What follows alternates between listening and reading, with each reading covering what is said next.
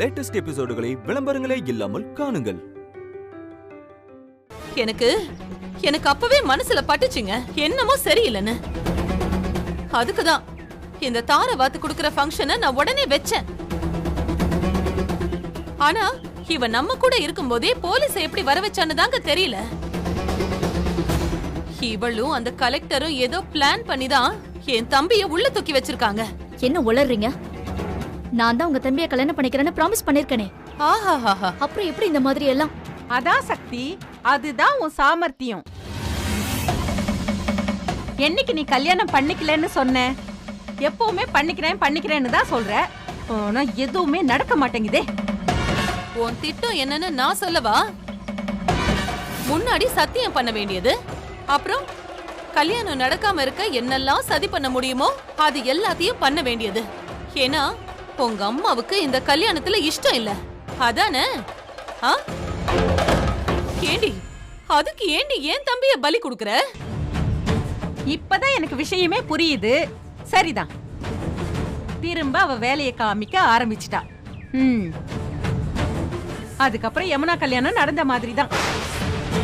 கோகிலா, என்ன யமுனா கல்யாணங்கிற? அவ கல்யாணம் எப்ப வேணாலும் நடந்து போட்டோம், அது அவங்க வீட்டு விஷயம். இதுலயே நம்ம பையனை இழுத்து விடுற? கரெக்ட்டுங்க.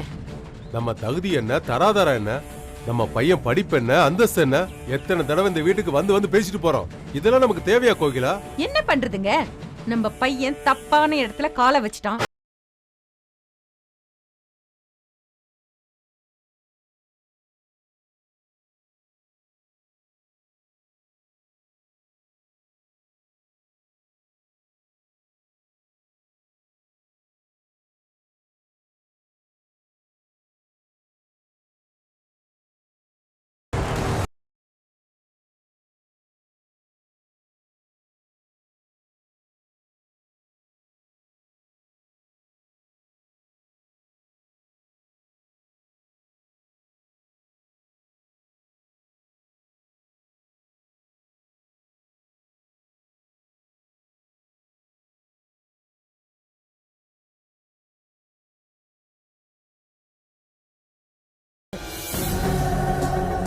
ஹேய் போடி.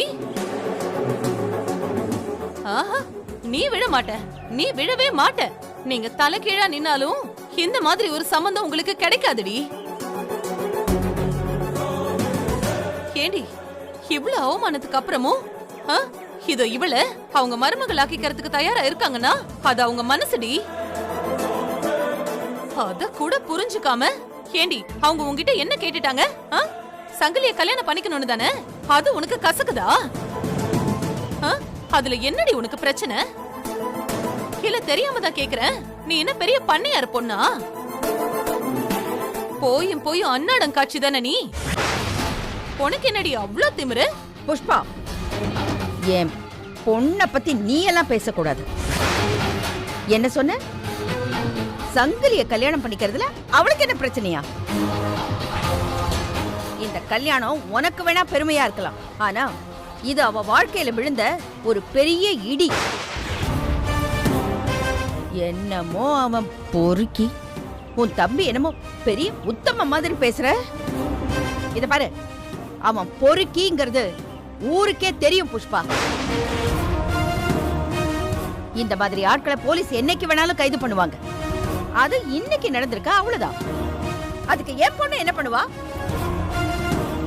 இனிமே இத பாரு, இதுக்கு மேல ஒரு வார்த்தை பேசாத. முதல்ல போ, வெளியில போங்கறல. ஓ, எல்லாருமா சேர்ந்துதான் இந்த கல்யாணத்தை நிறுத்தறதுக்கு பிளான் பண்ணிருக்கீங்களா? இனிமே நீங்க எப்படி நிம்மதியா இருக்கீங்கன்னு நான் பாத்துடுறேன். இத பாரு யமுனா, இனி உனக்கு கல்யாணமே நடக்காதுடி, நடக்கவே நடக்காது. என் தம்பியோட வயித்தறிச்சல் உன் கல்யாணத்தை நடத்த விடாதுடி.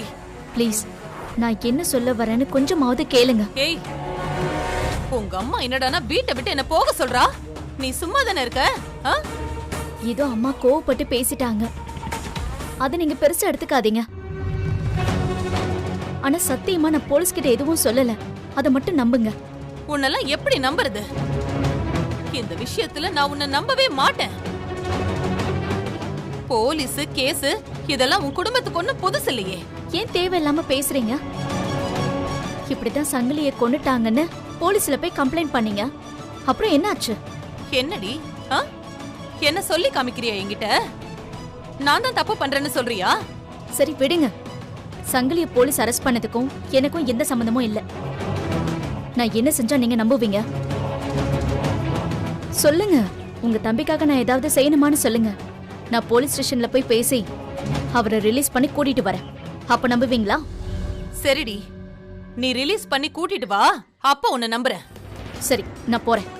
ஏய் நில்லு, உன்னை நம்ப முடியாது. ஏன் முன்னாடி ரிலீஸ் பண்ணி கூட்டிட்டு வரேன்னு சொல்லிட்டு காலை முழுக்க அவன் வெளியிலேயே வர முடியாத மாதிரி நீ ஏதாவது பண்ணிடுவ. நானும் உன் கூட வரேன், வா.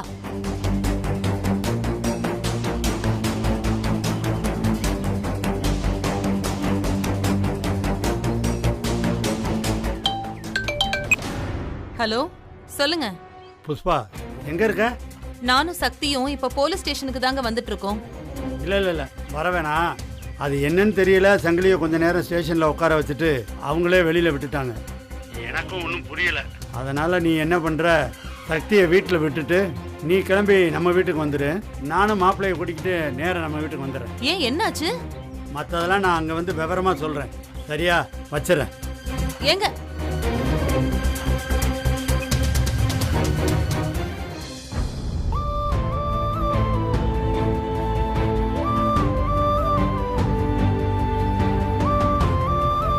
சக்தி, என்னாச்சு? அவனை வெளியில விட்டுட்டாங்களா?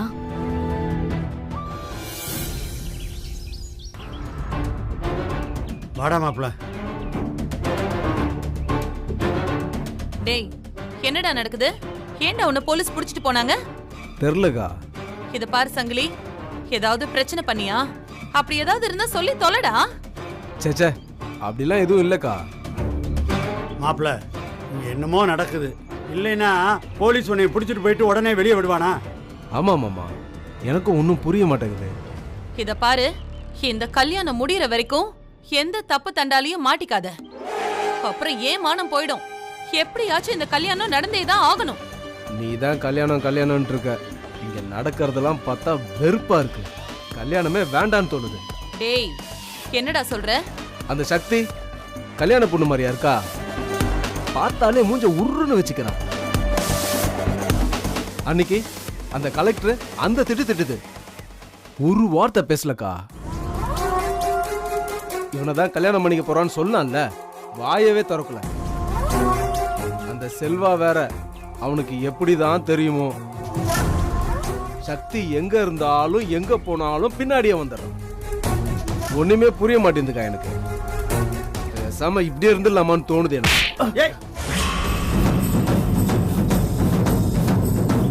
என்னடா என்ன, நீ என்ன அவளை லவ் பண்றியா? இத பார், இது உனக்காக நடக்கிற கல்யாணம் இல்ல, எனக்காக நடக்கிற கல்யாணம்.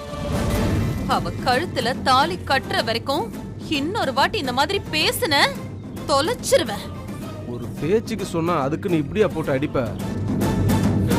என்ன ஆனாலும் சக்திக்கு எனக்கும் கல்யாணம் நடக்கும்க்கா.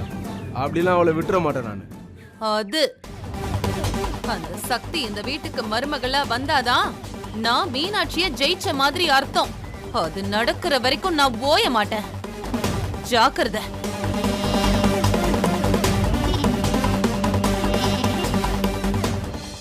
இதுல அந்த புஷ்பா வர உன்ன சந்தேகப்படுறா. எனக்கு யார் மேலேயும் சந்தேகம் கிடையாது. ஏன்னா இப்படி ஏதாவது நடக்கும்னு நல்லாவே தெரியும். அவ ஏற்கனவே சொல்லிட்டா.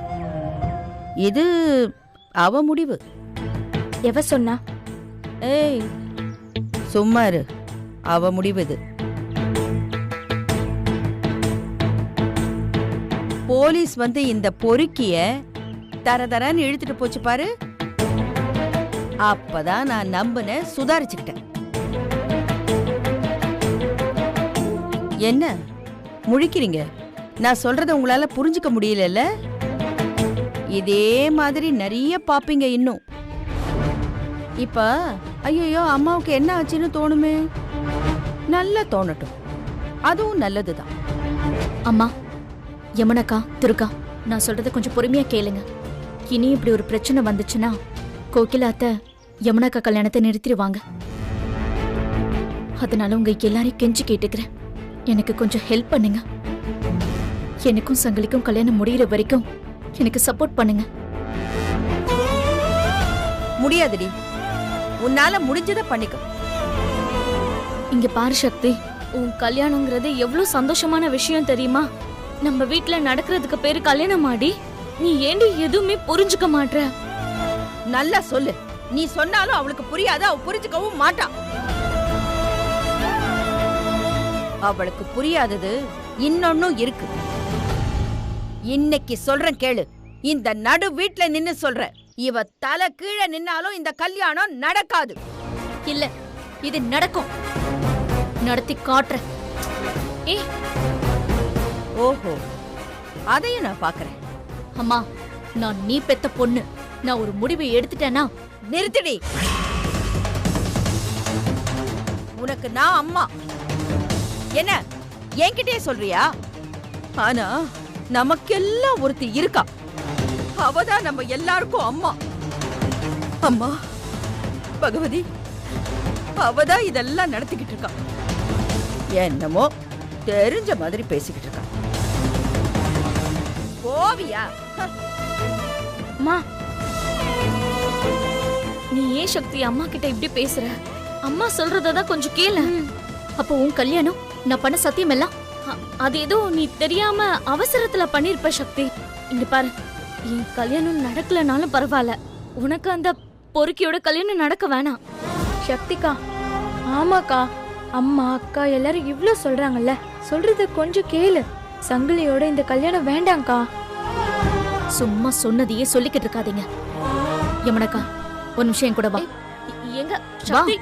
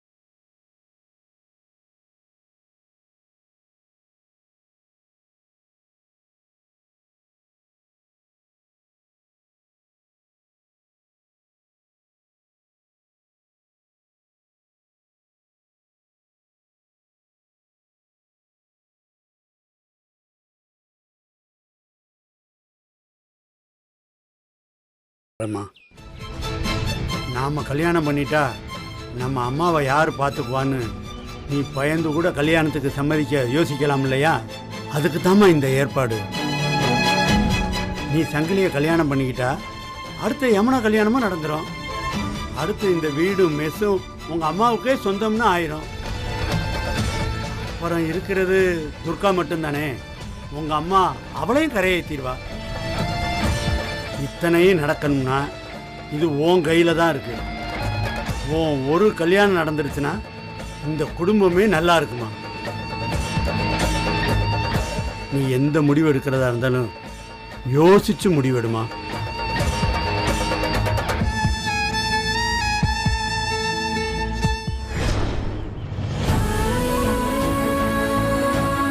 அக்கா, ஒரு நிமிஷம் இரு.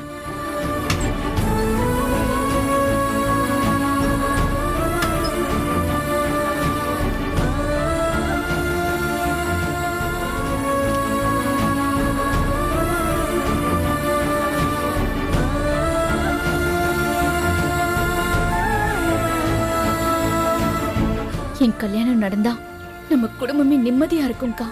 நானும் நீயும் கல்யாணமாகி போனதும் அந்த புஷ்பா நம்ம அம்மாவை என்ன பாடுபடுத்த போறாளோன்னு சந்தேகம் எனக்கு இருந்துகிட்டே இருந்துச்சுக்கா. அப்பா இந்த பத்திரத்தை கொண்டு வந்து காட்டவும் அந்த கவலையே எனக்கு பறந்து போயிடுச்சு. இந்த வீடும் மெஸ்ஸும் அம்மாவுக்கு மட்டும்தான் சொந்தம் ஆயிடுச்சுன்னா அம்மா ரொம்ப நிம்மதியா இருப்பாங்க. நம்ம கல்யாணத்துக்கு அப்பா வந்து தாரவாத்து கொடுக்கணுங்கிறது அம்மாவோட ஒரே ஆசை. இப்ப அதுவும் நிறைவேற போகுது.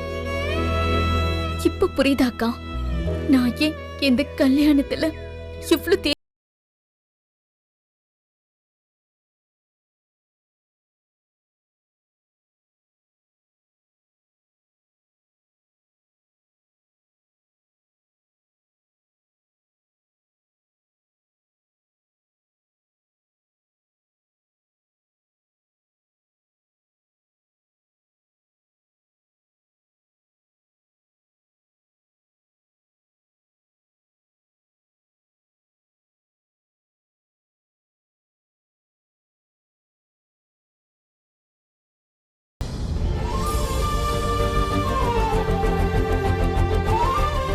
மா என்கிட்ட கொடுக்குறியா? வேணாம்மா. பாத்துமா.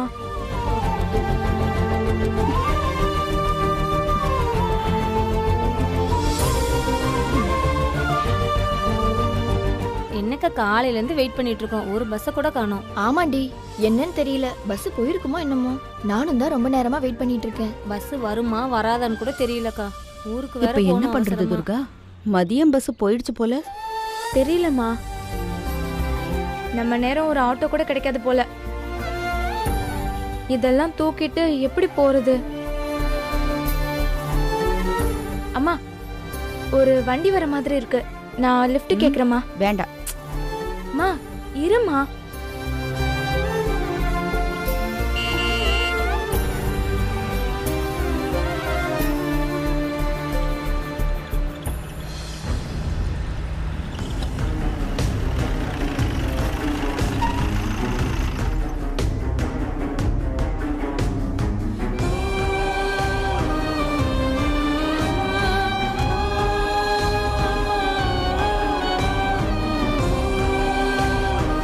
துர்கா, என்னாச்சு? ரொம்ப நேரமா பஸ்ஸுக்காக வெயிட் பண்ணிட்டு இருக்கோம். பஸ் இன்னும் வரல. சரி பரவாயில்ல, வாங்க நான் உங்களை வீட்டில் விட்டுறேன், வாங்க. வேணாம். அது இல்ல, பரவாயில்ல, நீங்க போங்க, நாங்க பாத்துக்கிறோம். அம்மா வாங்கம்மா, நானே கொண்டு போய் உங்களை வீட்டில் விட்டுறேன். உங்கள் கோவம் எனக்கு புரியுதுமா. உங்ககிட்ட பேச ஒரு சந்தர்ப்பம் கிடைக்காதான்னு நானே ரொம்ப நாளாக காத்துட்டு இருந்தேம்மா. அம்மா, நான் உங்கள் மேலே ரொம்ப மரியாதை வச்சுருக்கேம்மா. மரியாதைன்னு சொல்லக்கூடாது, பக்தி. தெரியாமல் தப்பு பண்ணிட்டேம்மா. நான் சக்தியை கல்யாணம் பண்ணிக்கணும்னு நினச்சது உண்மைதாம்மா. இதை முதலே உங்ககிட்ட சொல்லியிருக்கணும். அப்போ எனக்கு அதெல்லாம் தெரியல அம்மா. நான் செஞ்சதெல்லாம் இப்போ கூட தப்புன்னு எனக்கு தெரியலம்மா. அம்மா தயவு செஞ்சு என்னை மன்னிச்சிருங்கம்மா. என்கிட்ட பேசுங்கம்மா. இனிமே உங்கள் வீட்டில் எந்த குழப்பமும் வராதுமா. இன்னும் ஒரு வாரத்தில் எனக்கு கல்யாணம்மா. அதுக்கப்புறம் நான் யாரோ, சக்தி யாரோ, செல்வான்னு ஒருத்தன் உங்கள் வீட்டுக்கு வந்ததையே மறந்துடுங்கம்மா. ஏன் எல்லாருமே மறந்துடுங்க. என்னால் வந்த அவமானத்தெல்லாம் நீங்கள் மறந்துடுங்கம்மா. அம்மா, தெரியாமல் நான் பண்ண தப்புக்கு என்னை தண்டிச்சிடாதீங்கம்மா.